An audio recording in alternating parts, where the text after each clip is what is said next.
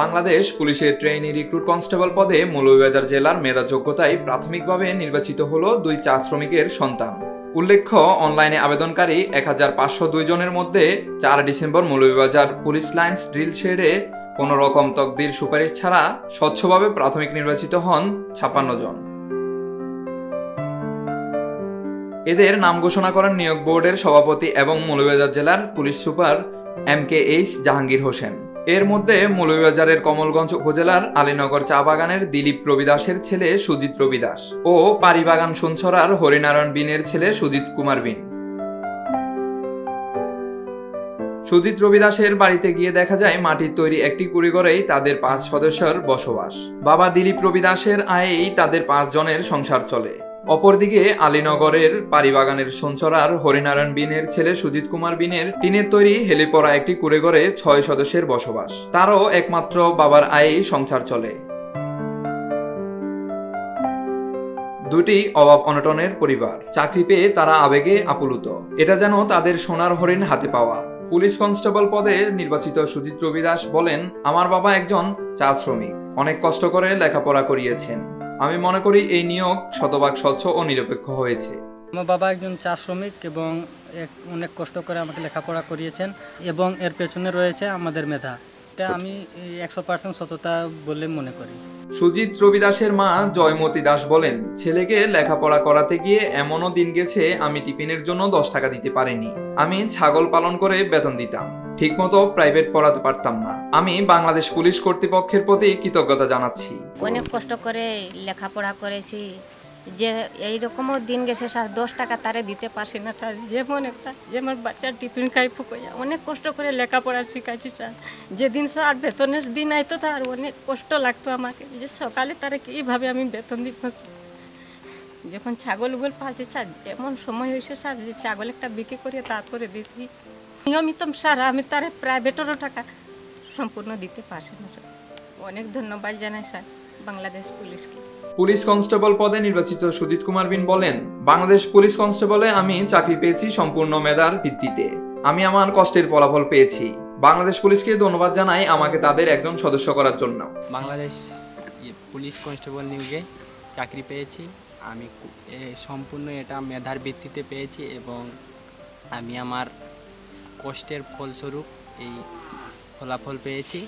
বাবার ইচ্ছা ছিল যেন আমরা নিজের পায়ে দাঁড়াতে পারি। বাংলাদেশ পুলিশকে ধন্যবাদ জানাই আমাকে বাংলাদেশ পুলিশ কনস্টেবল নিয়োগে একজন সদস্য বানানোর জন্য, এবং আমি সর্বোপরি চেষ্টা করব দেশের সেবায় নিয়োজিত থাকার এবং দেশের স্বার্থে কাজ করার। সুজিত কুমার বিনের মা বলেন, আমি অনেক কষ্ট করে ছেলেকে লেখাপড়া করিয়েছি। আমার ছেলে চাকরি পেয়েছে, এটা আমার খুশির খবর। আমাকে বহুত ভালো লাগেছে, আমার ছেলে একটা চাকরি পেয়েছে। অনেক কষ্ট করে পড়ালেখা শিখেছি, অনেক খুশি হয়েছি আমরা। আলীনগর চা বাগানের প্রতিবেশীরা জানান, সুজিত রবি দাস ও সুজিত কুমার বিনের পরিবার খুব কষ্ট করে তাদের লেখাপড়া চালিয়েছে।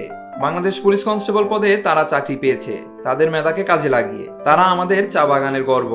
ও নিজের পায়ে দাঁড়িয়েছে, তার অনেক পরিশ্রম করেছিল, তারপর গিয়ে সে আজ এই পর্যায়ে আসলো।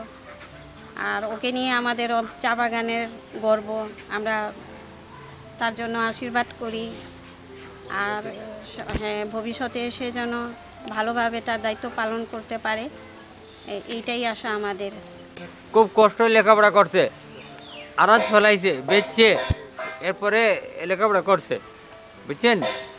আমরা খুব কষ্ট তারা লেখাপড়া করাইছি।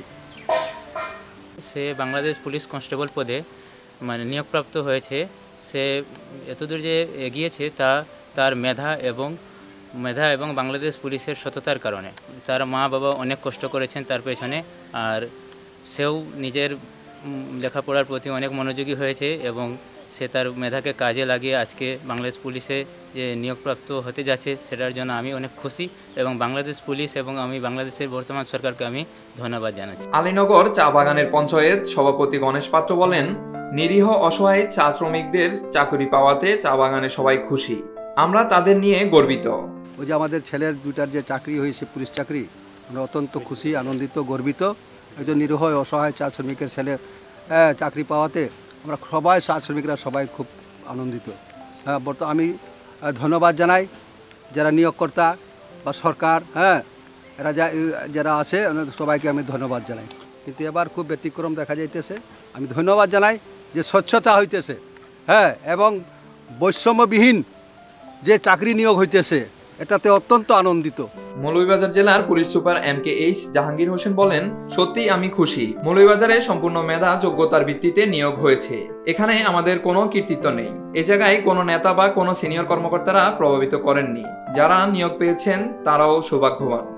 সত্যি খুশি মৌলভীবাজারে সম্পূর্ণ মেধার ভিত্তিতে, যোগ্যতার ভিত্তিতে আজকে এখানে যাদেরকে ঘোষণা করা হবে তারা কিন্তু নিজের যোগ্যতায় কিন্তু কোয়ালিফাই করছে। এই জায়গায় আমাদের কোনো কৃতিত্ব নেই। এই জায়গায় কোনো নেতা, কোনো সিনিয়র কর্মকর্তা কারোরই কিন্তু কোনো কৃতিত্ব নেই, বা কেউ কিন্তু এখানে কোনো প্রভাবিত করেছে এরকম কোনো ঘটনা নেই। কোনো কিছুই প্রভাবিত করার মতো ঘটনা ঘটেনি। সেজন্য আমি মনে করি আমি সৌভাগ্যবান, পাশাপাশি যারা আজকে এখানে সিলেকশনের জন্য এখানে আসছে, কোনো TRC হিসেবে নিয়োগ পাবেন, তারাও সৌভাগ্যবান। Zahid Hossain Faisal, south Asian Times.